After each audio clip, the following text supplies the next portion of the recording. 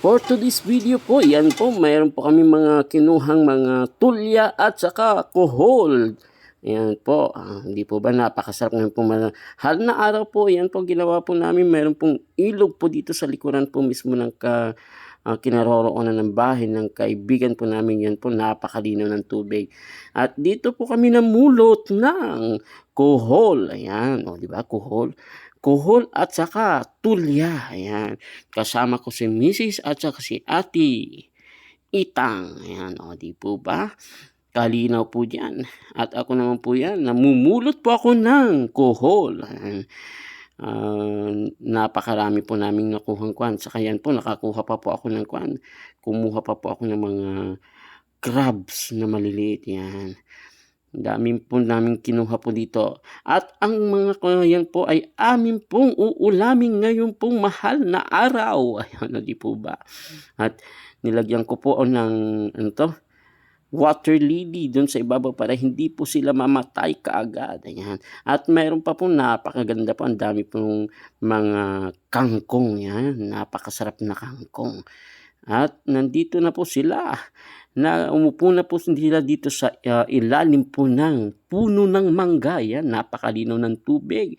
At yan po nakita nila na marami daw pong tulya. Ayan. Kaya sabi namin ganun, sige, tignan nga natin kung talagang maraming tulya. At ayan po, ang yung kapatid, talagang napakaraming tulya. Lalaki pa po ng mga ito.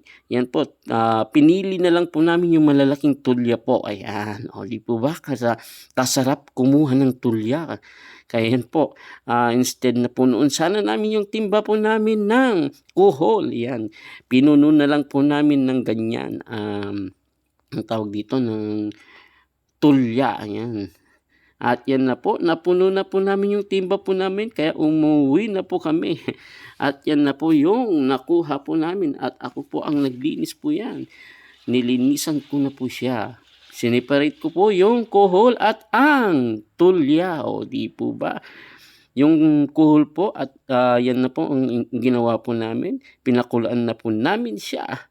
At amin pong inalis po yung laman po niya sa loob. Yan. Yung ulo-ulo lang po ang kinuha po namin sa kuhol. Ayan na po, lahat ng aming nakuha dun sa kuhol. Ayan, napakarami, di po ba? At niluto po namin ng ginataang adobo. O, di ba? Ang sarap.